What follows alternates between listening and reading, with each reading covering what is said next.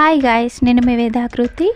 Today makeup వచ్చి పక్క ఊరు సీతంపేటలోనే సాత్విక గారి ఎంగేజ్మెంట్ మేకోవర్ కోసం వెళ్తున్నాను. తన రిక్వైర్మెంట్ వచ్చి చాలా లైట్ మేకప్ కావాలి అని అడిగారు. తనకి మేకప్ అంటే ఇష్టం ఉండదంట. సో నాకు మినిమల్ మేకప్ మాత్రమే కావాలి సిస్టర్ అని అడిగారు. అండ్ వాళ్ళ మదర్ స్పెషల్గా చెప్పారు చాలా లైట్గా ఉండాలి మేకప్ అనేసి. మనకి ఎంగేజ్మెంట్లో 2 లుక్స్ ఉంటాయి కదండి.